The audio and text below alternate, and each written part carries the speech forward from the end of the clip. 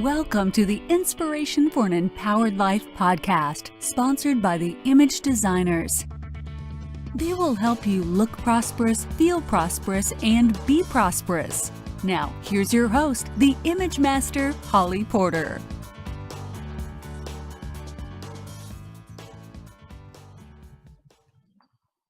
Hi, and welcome everybody. My name's Holly, and I am here today with Veronica Fox. How are you?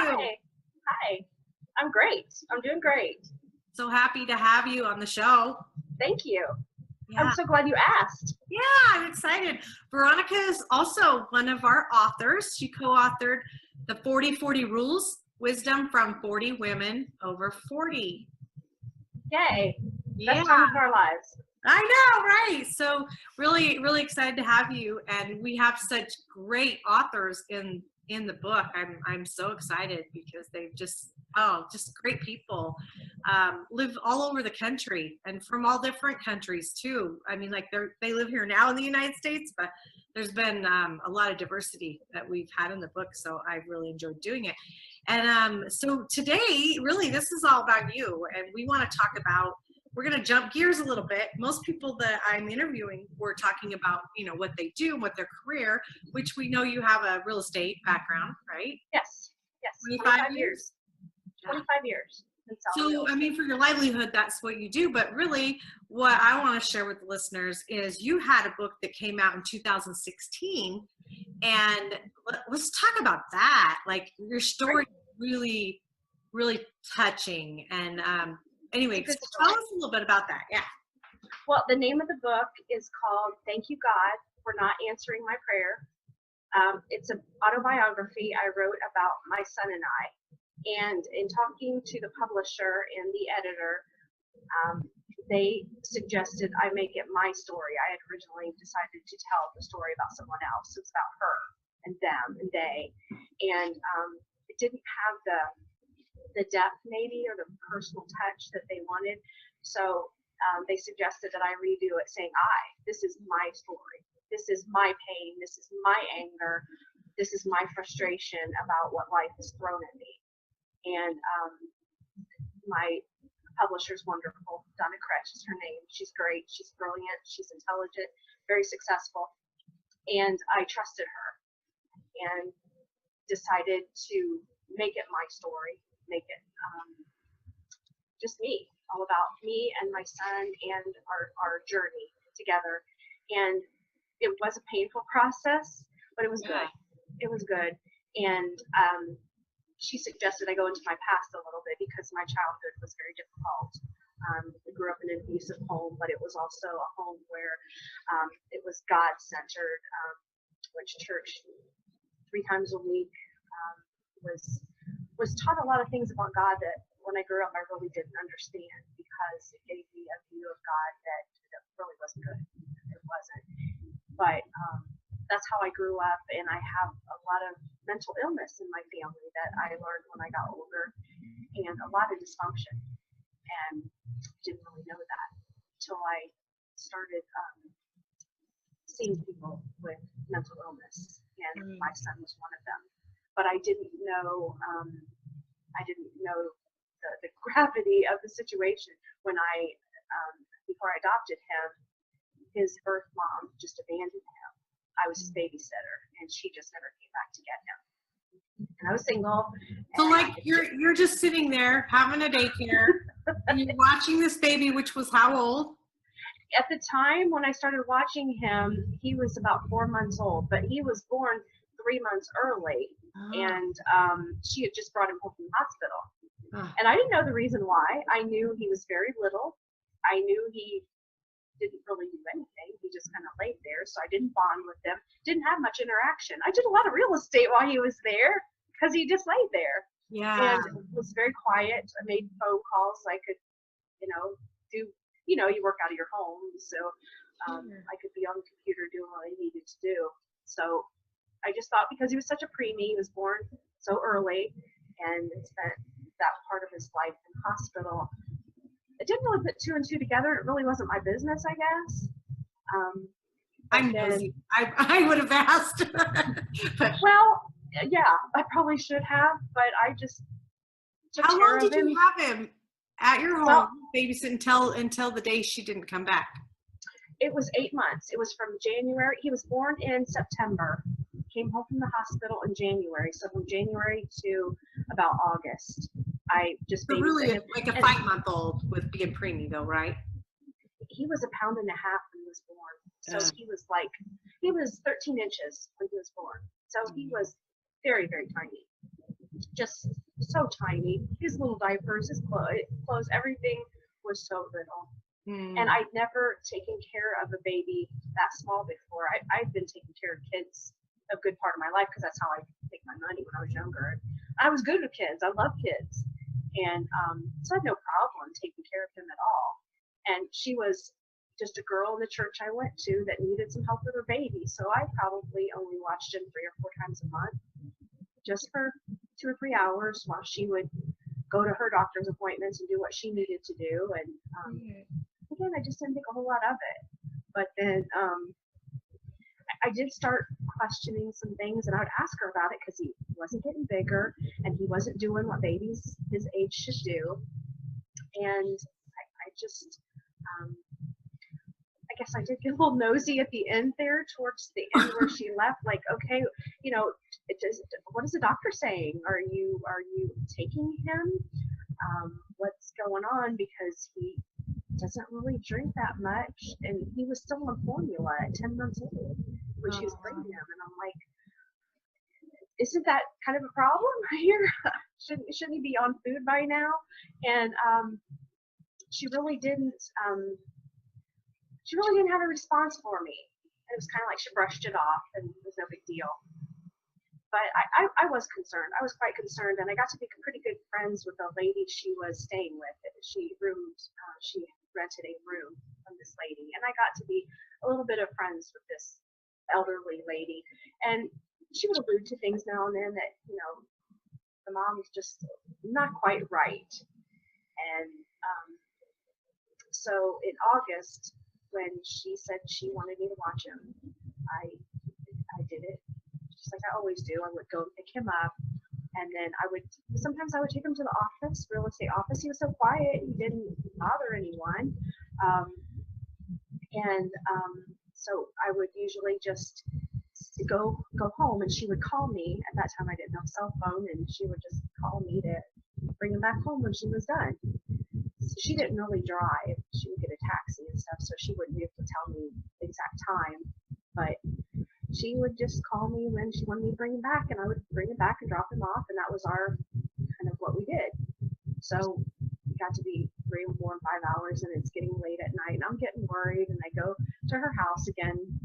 Back then I didn't have a cell phone, and nobody really did. Right. I guess they're the old days, but she wasn't there, and the lady didn't know where she was.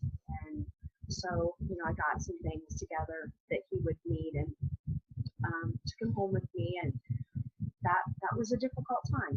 It was really difficult. It was 2 weeks before I heard anything. And From her. Well, I didn't actually hear from her. A lady at a hospital in Dayton, Ohio, called me and said that she was in the hospital, and she had made them aware that I had her son, and basically told me she's going to be here for a while. And I'm thinking, okay, how long's a while? Are we like talking a week? Are we talking a month? And they said, well, they didn't know. Was it like a mental hospital or rehab? Yes, psychiatric hospital. Right. And so at that point, I really started asking some questions to the lady she stayed with, and got some information from her as a family member. She had a sister that had another one of her children, and so I got some information. The sister already had, like I said, one of the kids, didn't want another one, wasn't interested in talking to me, didn't give me any direction, basically left it in my lap. It was my problem, and only had like 2 conversations with her. So I'm thinking, okay, what do I do with this baby? Yeah. I'm not ready for a baby. I'm single. My career, I probably had only been selling real estate for about a year. And you know how difficult it is when you first start. Oh, yeah. You have to focus so much, and you have to get out there, and you have to do stuff. And all of a sudden I'm tied down, and I didn't have, my mom was in my life, and she she had issues of her own, so I didn't have a lot of support for someone to take him to. And again, this is his baby. What do you do? So I'm thinking, okay, so I'm not giving them all the details because I want them to buy your book. Yes, I do too. Let's fast forward. So you were able to adopt. I was. That was How old a is big he now? step. He's 23 now. I adopted him when he was 4. Yeah. So and what age was he when you realized he had some mental illness? it was within a couple months of taking him. I got guardianship in September. So he would have been a year old. She was able to come to town and give me guardianship, and so immediately because I knew he needed care. Yeah. And the doctors right away did a lot of testing. But at that, I didn't know when he started coming around, if you want to say that, because like I said, all he did was kind of just lay there. Yeah. Didn't eat, didn't drink much. When he started coming out of that, based on the therapy and them teaching him, he was withdrawing from drugs. And it was because she was a drug addict. And that was when I really said, I don't want this. Right. I don't want this. But that's why I found the title of my book. I was so glad that my prayer wasn't answered to relieve me of this. Right. This was a big challenge, but Holly, I have no regrets, none. To this day, it's so hard. Some days, and I'm a single parent again, and some days it's so hard, and I think, oh, why, how can I do this? How do I get through this? How do I make it? How am I good enough for this child? Because it's hard enough being a parent to a normal child, if you want to say normal. Oh yeah. Than to have one who goes through so much. And in 2013, a drunk driver totaled the vehicle he was in. So now he's got even more issues. And he had a head injury, and so that there are just a lot of things. But sometimes I think what we go through, it makes us so strong. Oh yeah, well, and God saw you can handle that, so He gave you a little more. I don't know what He was thinking, but you know what? I trust Him, and that's what my story is all about. I didn't trust anybody, Holly. I couldn't trust my mom. I didn't trust my dad. I didn't trust pastors. I couldn't trust anyone. And so how am I supposed to trust God, who I want to put my faith in? I really do. I wanted to trust Him, and I know I needed His help. I knew that. Couldn't do it alone. And I learned so much about love, that when you really love someone. What was your turning point? Like that makes me wonder. When you're totally devastated and feel like you have nowhere to go, what was your turning point? In this situation, my turning point was when he was not yet mine. I sat on my back porch and I told God, I'm not doing this. I can't do this. I don't want to do this. You can't make me do this. I just felt inside that you can do this, you will do this, and you're going to be fine, and it's going to be okay. It's going to be all right. And it was that peace that you don't understand. You can't explain it. You don't know how it happens. It just came over me. And I have to be honest, the next day, the withdrawal was over. It was because I said, okay. I said, I'll do it. I trust you more than absolutely. That's what it's all about. And God didn't have to do that. But the next day, here was this beautiful little baby, and I fell in love.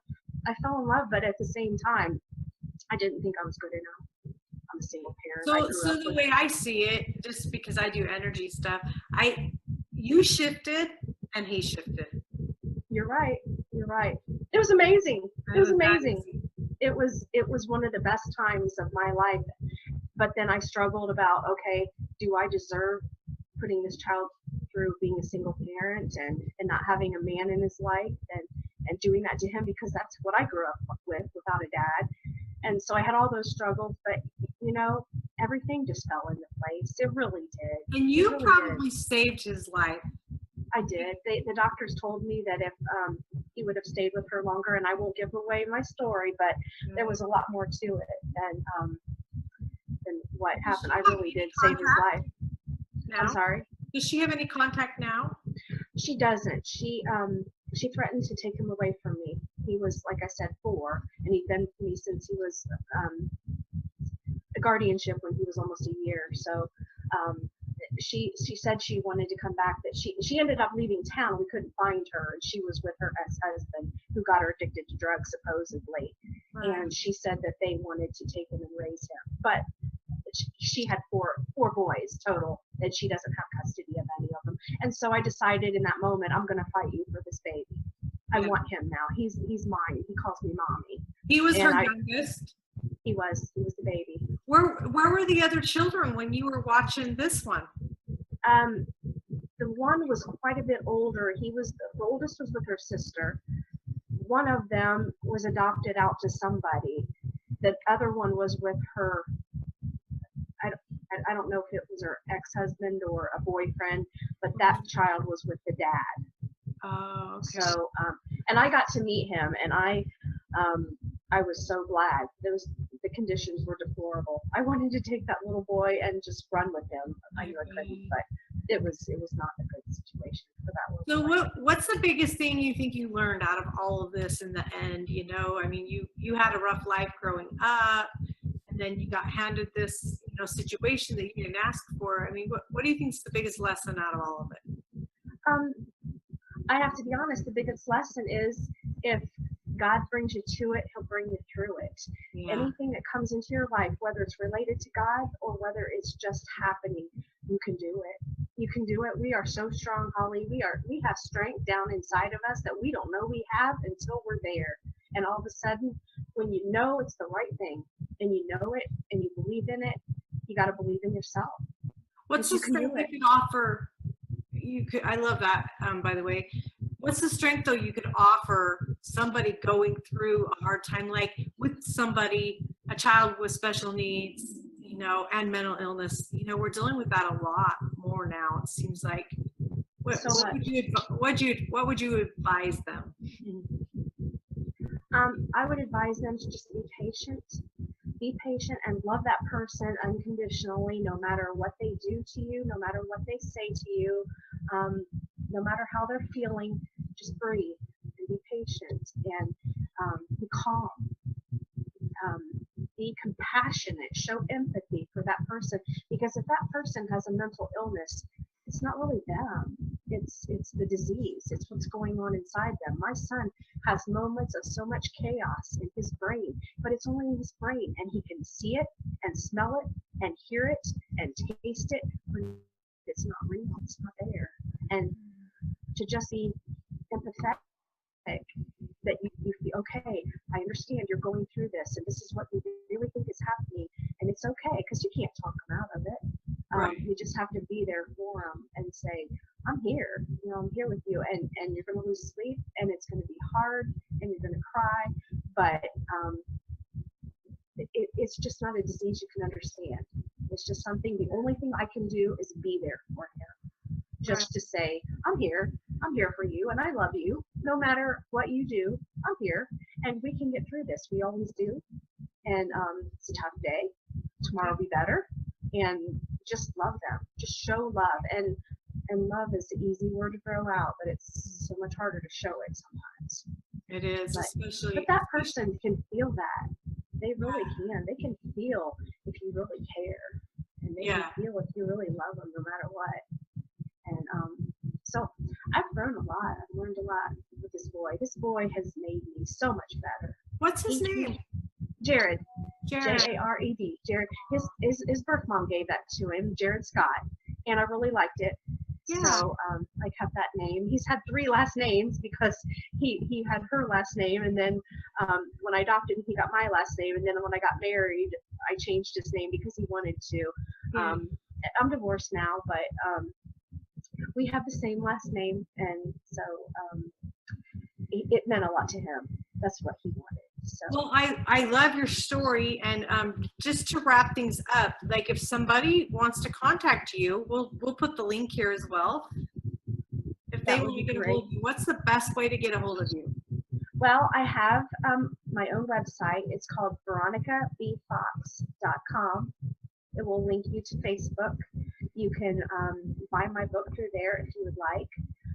If you happen to be in Ohio, in the Hallmark stores. There are some on the shelves there. But the easiest way, if you're not around this area, is to go on Amazon or go onto my website. Like I said, there's a link there where you can buy it. And they can also book you to come and speak, right? Yes, I will travel if I can get someone for my son, because he has to have a caregiver to stay with him. But I'd be happy to share my story. I really think another big reason why I wrote this, it was good for me, but I want people to heal. So many people are hurting, and we all have that cross that we're carrying, and sometimes it's our fault. Sometimes we did it. Sometimes we caused that burden. But sometimes we didn't. Sometimes it's somebody else, and that can make us angry, can make us mad, can make us hate.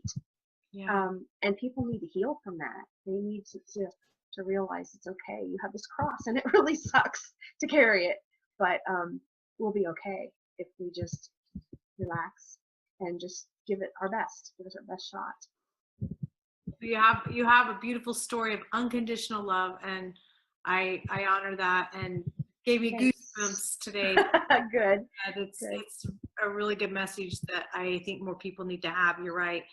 Well, okay. Thanks for joining us today, and we'll have your link, and also we'll put your Amazon link as well, so Awesome. that they can go and get that book. And that sounds really, really like a great plan to do. So I'm hoping you can have a lot great. of that. Thank you so much. Yeah, I appreciate the opportunity.